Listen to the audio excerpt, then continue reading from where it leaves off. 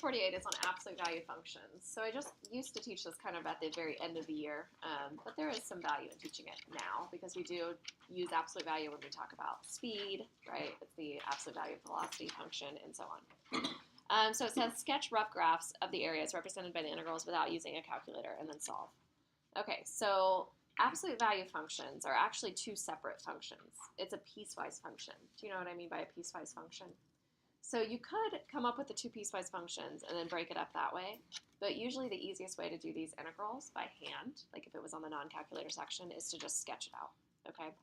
So if I have the absolute value of negative x plus 2, and I want to sketch what that is, the key is to think about what makes this equal to 0. So what can I plug in for x to get 0 out? 2, exactly. If you put that in the middle of your t-table, it helps. So I'm going to do 0, 1, 2, 3, 4. So I put the 2 in the middle of the t-table because it's the smallest thing that I can possibly get as an output for absolute value. Like I can only, like the smallest I can possibly get is 0, right? So when I plug 2 in, that is how I'm getting the 0 out. So what happens when I plug in 3? What do I get when I plug in 3? 1. Yeah, I get 1 because negative 3 plus 2 is negative 1, but when I take the absolute value, I get 1. And when I plug in 1, I also get negative 1 plus 2 gives 1, absolute value is 1. So it kind of creates this symmetry thing.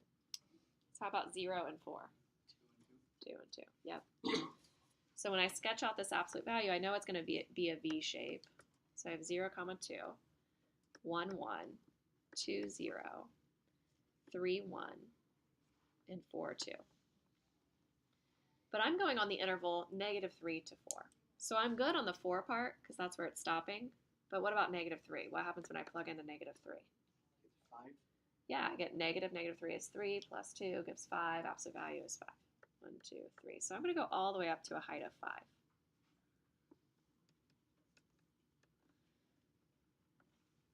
So I'm going to get two big triangles.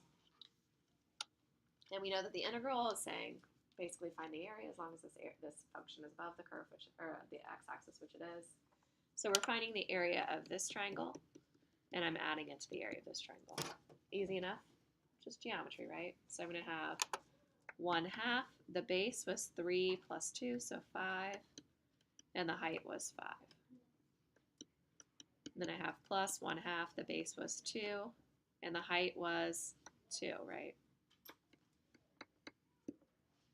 So 25 over 2 plus 4 over 2, I'm going to leave it like over 2, so I get 29 over 2 is the answer. Why is it 25? Isn't it 5 times 5. Isn't it just, oh.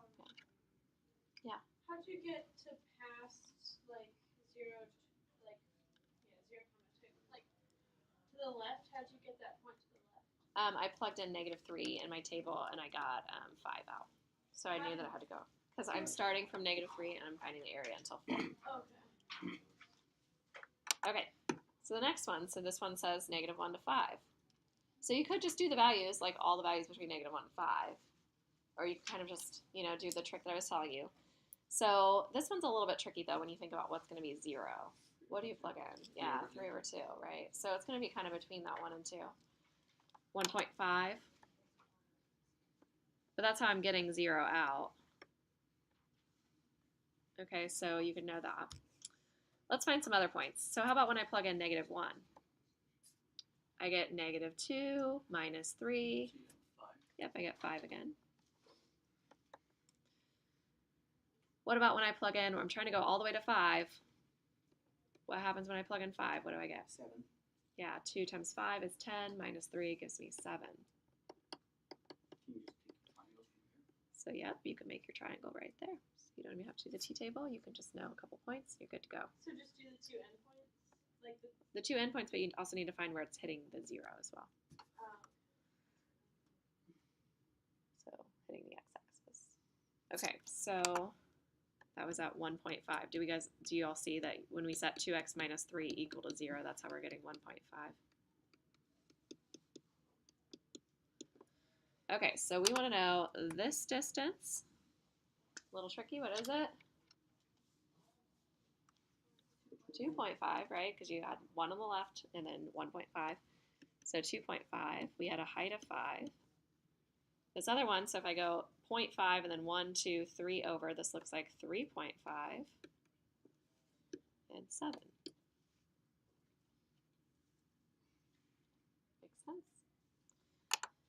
So we get 1/2, base was 2.5, height was 5, plus 1/2, base was 3.5, and height was 7. 37 over 2. Thank you, Ian. I was going to rely on you for that. 37 over 2.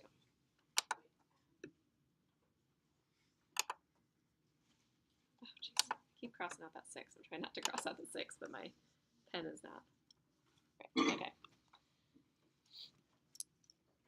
Okay, this is geometry. We got this. You could do this. Is the whole section geometry? It pretty much is, but there's going to be some tricky ones, so don't just space out and not pay attention because it gets a little crazy. All right, so this next one, so I have 5 minus the absolute value of x minus 5. Okay, a little bit Trying to get like harder. n equals 0? Or just the inside the absolute value? Inside the absolute value. So you definitely want to put in what number in your t-table? 5. 5. These are ones where I would definitely think about the t-table. So let's put 5 in the middle of the t-table, and let's do 4 and 6. And then you could always do like the 3 and then go all the way to 8. So you could do all of them if you want to, or just the endpoints and at least that one in the middle. So these 3, this one, and this one, I think are the most important ones because it creates those 2 triangles. This is going to end up being an upside down V shape. Tell me how I know it's upside down. Because there's that minus the absolute value, and a minus will flip it over, right? So here we go. So I have 5, and when I plug in 5, I get 5 minus 0, so 5. What do I get when I plug in 6 and also 4? Can you guys do this? 4. You get 4, yes. I'm not asking rocket science here, guys. You guys are all spacing out. Look at it. Try to plug these numbers in. It's like Algebra 1, t-tables. We got this? 7. So if I plug in 7, 7 minus 5 is 2. 5 minus 2 is 3. How about 8? 2. Yep. So we're going to have 5, 5. 1, 2, 3, 4, 5. 1, 2, 3, 4, 5. Y is 3. It's not 0. It's 3. That's the bottom part of my Y. I wrote my Y too fancy. 5. So I have 5, 5. I have 4, 4. I have 3, 3. And then I had 6, 4. And 7, 3. And 8, 2. So this one does not create 2 triangles. Creates 2 trapezoids. Yep. Or a pentagon, but I don't think we know how to take the area of a pentagon. Sure. You can divide it up into pieces, right? So Ian's saying that the way that we should do this is we should probably think about those 2 trapezoids. Do you guys agree? Actually, you can do a triangle and a square, too. The triangle would be difficult, though, because it's a triangle that doesn't have a, Oh, never mind. yeah, it's like not perpendicular to the base would be like slanted, right? Be really hard. So we have 2 trapezoids. The B1 and the B2, we had 3 and we had 5, 5 and 2, right? So this first one is going to be 1/2 H. What's H? Nope. 2. It's this distance from here to here, 2. Like our trapezoidal rule problems. B1 plus B2, 3 plus 5. So I end up getting a total of 8. And this one over here is 1/2 H, which is also 2. Oh wait, are they both 2? I think it should be 3, right? Because I'm going from 3 to 8. Did I miss one of my tick marks? I think I missed my tick mark. Let's make that 3. So I have 1/2 base and then 5 plus 2. So I'm going to get 3 over 2 times 7, 21 over 2. So we add those 2 together, 8 plus 21 over 2. So it's the same as, yeah. Where'd you get like the 5 plus 2 from this one? Like I know you add the bases together. They're from the t-table, these numbers, 3, 5, and 2. They're the heights, 3, 5, and 2, right there. Like the height of the trapezoids. not the height of the trapezoid, I should use that. I should be careful. B1s and B2s for your trapezoids, right? Because they're on their sides. So we get 16 over 2 plus 21 over 2. What's 16 plus 21? 37 over 2. Oh, the same as the last one. Funny. All right, what do we think on the next one? What's our shape going to be? Upwards, downwards, V. Upwards. And do you guys see that this one will create two trapezoids as well, which is an upwards one. So it's going to be kind of weird. All right, so let's see if we can do some of this without doing the t-table. What's our key point? What do I plug in for x? 4. So that's going to create the vertex of this. So if I plug in 4, I get what? So I have 4, 2. And then if I plug in things next to it, so like 5 and 3, see how it goes upwards? I get 3. So I have my upwards V shape. And then I want to find where it's ending. So I could draw that V shape in. Oops, sorry, my pen is like not calibrated. It's driving me nuts. So I could get that. And then I could say, oh, 0 is going to be right here. And then 6 is going to be right here. So we're good. Well, not right there. One more, right there. But you need to find those heights, right? So what happens when we plug in 0 into the function? 2 plus 0 minus 4, what do we get? 6. So that's the point, 0, 6. It has a height of 6, right? And then what about this one? What happens when I plug in 6? Yeah, I get 4, right? 6, 4. So this height will be 4. So you can get the little pieces of information that you need without doing a t-table. If you feel more comfortable with doing the t-table, then go for it. So we create two trapezoids. So we have this one, and we have this one. Right? So the first trapezoid, we have 1/2 h. H is the distance along the bottom, which is 4. B1 plus B2. So what are our B1 and our B2? 6 and 2, I believe. Wasn't that 2? So 2 times 8, 16. So how about this other one? So we have 1/2. Height is now 2. That's the distance from here to here. B1 plus B2, 2 plus 4. So we get 6. So we add those two together, 16 plus 6, and we get 22. Okay. Does this make sense? You guys like these? All right, these are all ones that make those V shapes. They're not always V shapes. Sometimes these involve absolute values of parabolas. Okay, so we're going to do those as well. All right, so, and sine and cosine and so on. So this is a parabola, right? So if I had x squared plus 2x minus 3. So if I didn't have the absolute value, if I just thought about what x squared plus 2x minus 3 was, there are lots of ways I could graph this. I could go way back to algebra 2 and I could find the vertex, negative b over 2a. Do you guys remember that? So that finds the axis of symmetry, plug it in to find the y value of the vertex. You could do all that. The most important points for us are going to be the zeros, the x-intercepts. Okay, so if I'm finding the x-intercepts, I'm plugging in 0 for y, and I factor.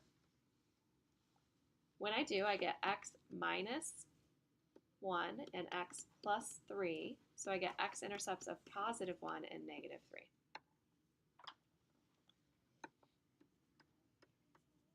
It's really like that. Then I just wonder, is this an upwards or is this a downwards parabola? It's an upwards, right? So this normal parabola without any absolute values would look like this. So the question is, what happens when I do an absolute value? Think about your t-table. I would only have positive answers, right? Yeah. So the part that was below the axis now goes where? Above the axis. It gets flipped over. So our function is going to look like this. But how do you know how far like that little? It doesn't matter. We're not trying to find an area. Like, how do you find the area of that parabola, right? Use an integral. So we're just breaking it apart into 2 or 3 different integrals. So in this case, we're going from -4 to 2. This is tricky. So it was crossing at -3 and 1. So if I want to go from -4 to 2, here are my 3 areas I'm finding. Lovely, huh? Okay, and these aren't like nice triangles. Don't assume these are triangles. I have people do this all the time where they're like, oh, it's 1/2 base times height, right? These are not triangles. Why are they not triangles? Yeah, because they're curvy, right? That edge, I know it looks like a triangle. It really does, but it's curvy. It's parabola. So if I wanted to find this integral by hand, it's not fun. So here's what we do. We do -4 to -3 of the normal x squared plus 2x minus 3 dx. -4 to -3. That's just this part right here. And then I add it to -3 to +1. And I don't want x squared plus 2x minus 3. I wanted the part that flipped over the x-axis. A downwards parabola. What one is it? Yeah. It's kind of not the absolute value. Well, we want to remove absolute values. It is the absolute value, but we want to remove these somehow. So we do -x squared minus 2x plus 3. That was our function, but it was the opposite of the function. We reflected over the x-axis, right? We flipped it over. Do you see that? And then we do plus. Now we go from 1 to 2 of our normal function, x squared plus 2x minus 3. Fun, fun, fun. And then you would have to do that all by hand. Hip, hip, hooray. You would. So I will let you use Math 9. I won't make you do it by hand. So you can use Math 9 to help you. But it kind of defeats the purpose of doing it by hand, right? So let me do my up here. So I want you to at least find these areas of the 3 pieces, though, on your homework. So what we're going to do,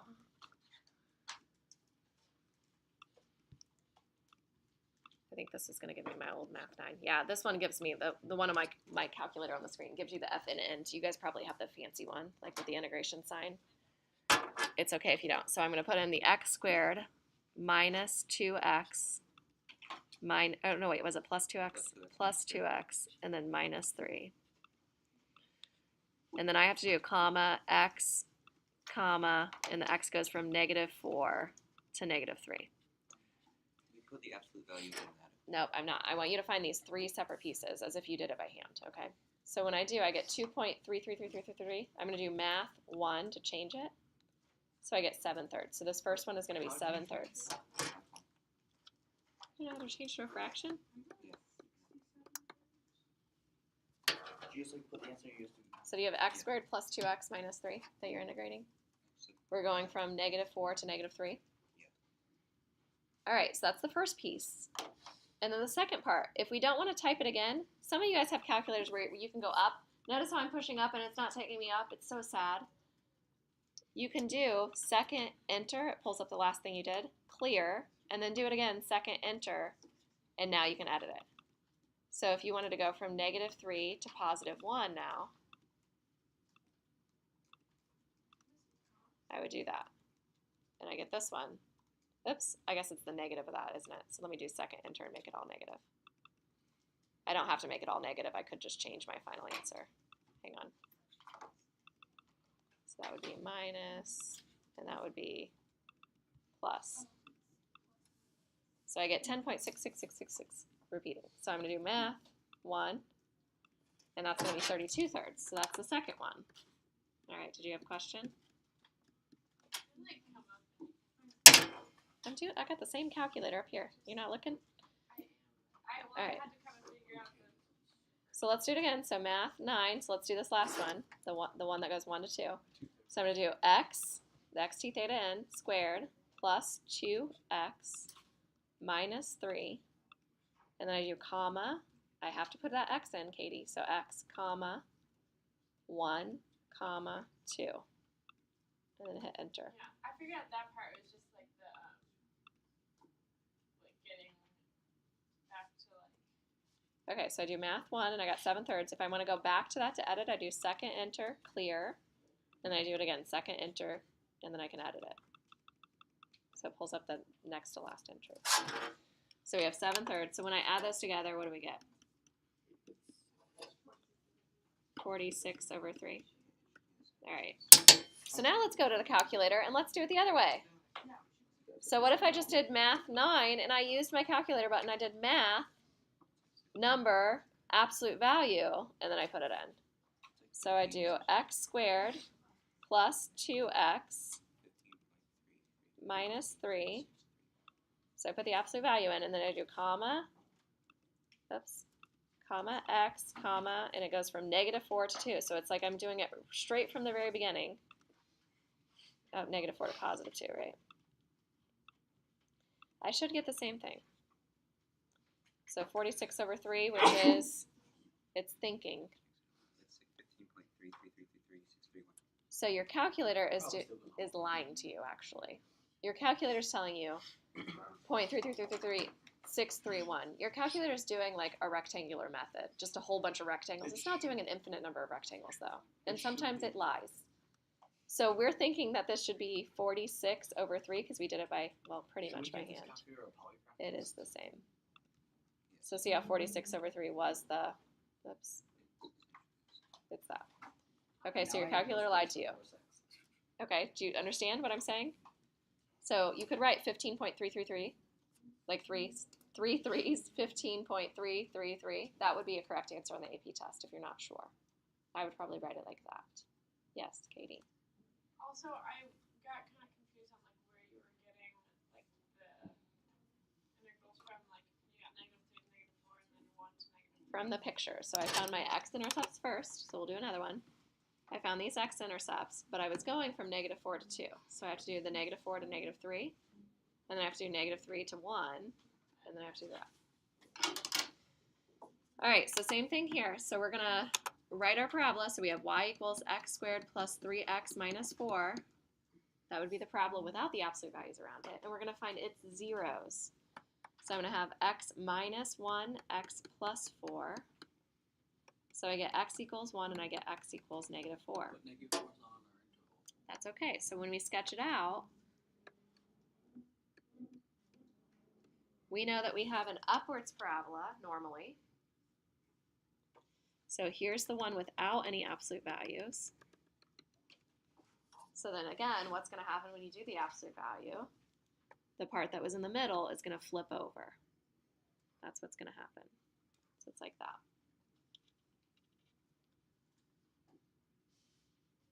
Okay, but our interval luckily only goes from -2 to 5. So if I'm only going from -2 to 5, that's good because I only have 2 pieces that I'm going to break apart.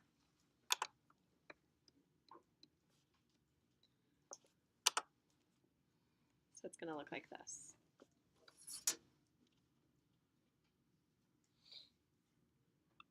So if you were doing this one by hand, it would not be so terrible because we would just take the opposite of our function, so -x squared minus 3x plus 4, because we flipped it over, right? Going from -2 to 1, and then we would add it to 1 to 5 of the regular function, x squared plus 3x minus 4. So that one wouldn't be too terrible to do by hand, but they're still not very fun, right?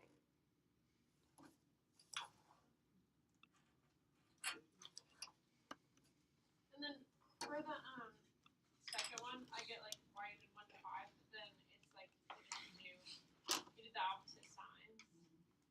I didn't know when to use like which signs. When I flip the parabola over, do you see the part that was below the x-axis? Then that makes it the opposite of the original function. Yeah. It makes it negative. But then on the second one, you didn't do the opposite of the original function. Hang on. Did you guys get 27/2 and 184/3? Okay, so I didn't do the opposite of the function, Katie, because this was the original function. This part of the curve didn't flip, right? I didn't make it go down here. So it's the normal function. So I think we should get 449/6. Did you guys get that?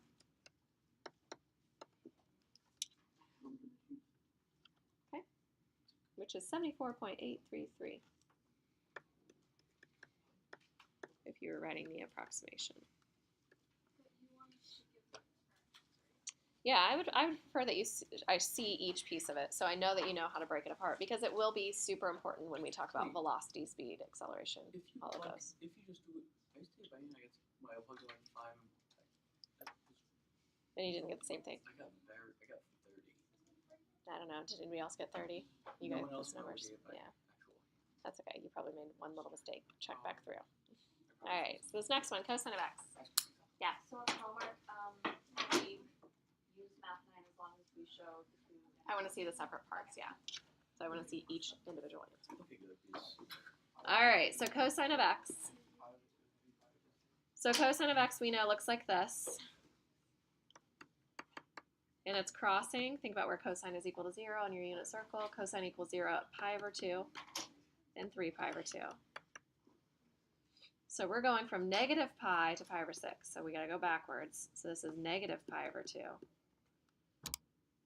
We want to go all the way to negative pi. Negative pi is here. Right, pi would be there. So we're going to flip different portions. We're going to flip this part. And we're going to go to pi over 6, which is like right around here. So we're going to have here. And then this part was our normal cosine of x. Do you guys understand what I'm saying? So I'm going to have negative pi to negative pi over 2. And that's going to be the opposite of the cosine function. So negative cosine of x dx, because I flipped it over. And then the part that is the same, I didn't flip. So this is just going to be cosine of x dx, and it's going to go from negative pi over 2 to pi over 6. So, this one, do you really even need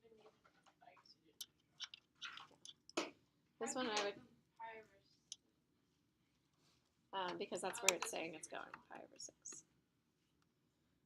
Okay, so we were going from here to here. Okay, so this one I would do by hand because a lot of times the cosine and sine involve square roots. So if you want the exact answer, I would do it by hand. It does not take very long. So if I integrate negative cosine, I get negative sine of x, right? Because the derivative of cosine is negative sine, so the antiderivative is sine. And I go from negative pi to negative pi over 2. And then this one I'm going to have sine of x going from negative pi over 2 to pi over 6. So I get negative sine of negative pi over 2 minus a negative sign, so I'm going to do plus sine of negative pi plus sine of pi over 6 minus sine of negative pi over 2.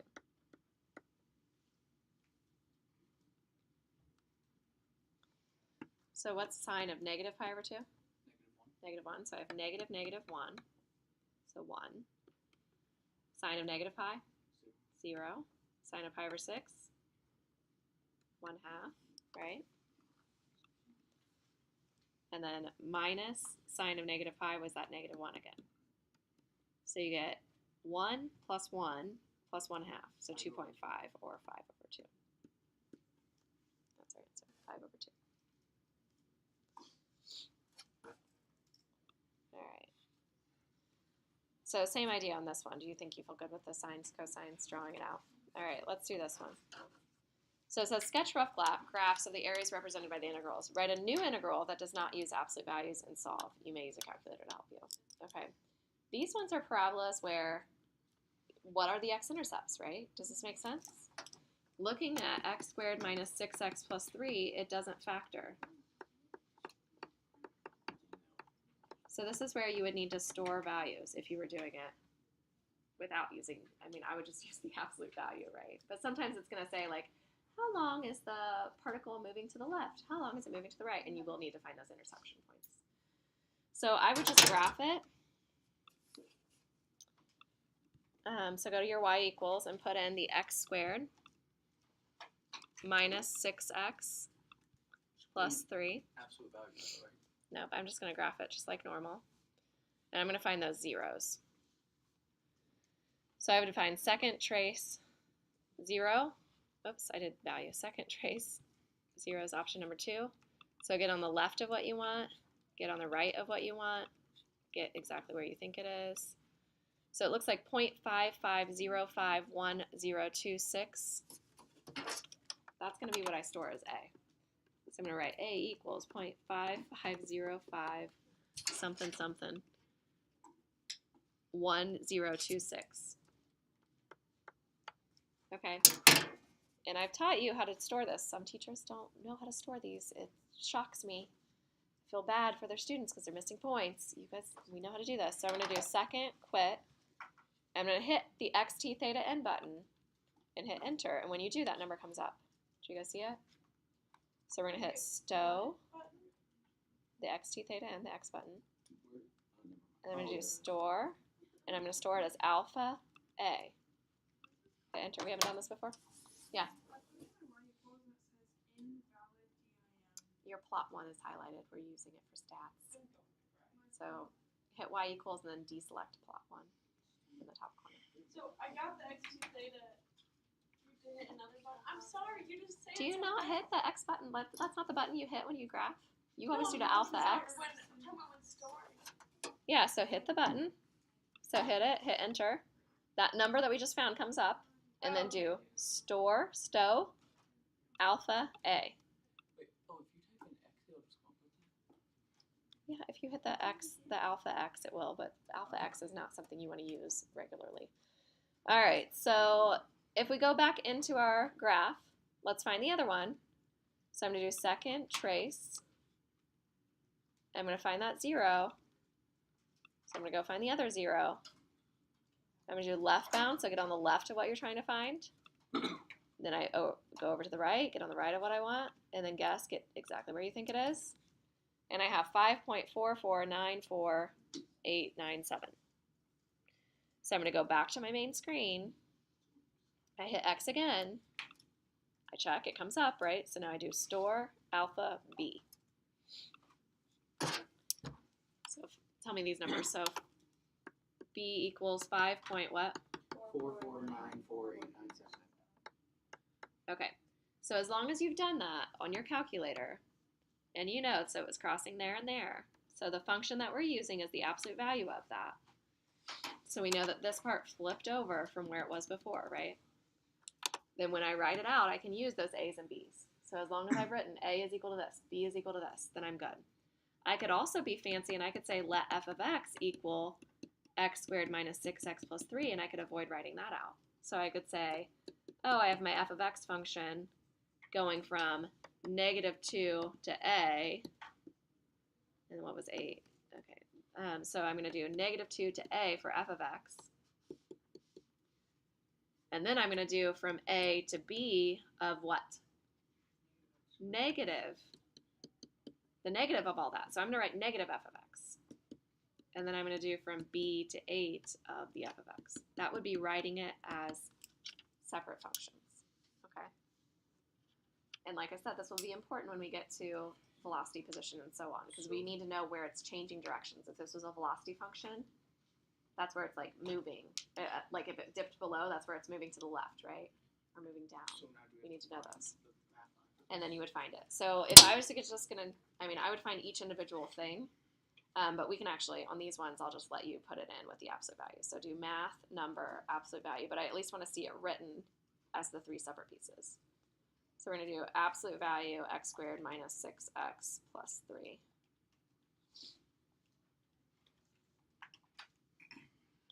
I guess it would be nice to have you do it separately because then you have to use your A and your B that you've already stored, right? But you should get a total. It thinks for a long time when you use an absolute value. Mine's still thinking. Anybody got it? 62 something? 62.525. Did you guys get that? That would be your total. Does that make sense? So if I was using my calculator and I was putting this in, like each individual part, I would need to use the alpha A that I had found before. Okay. Let me stop there and pass out your homework.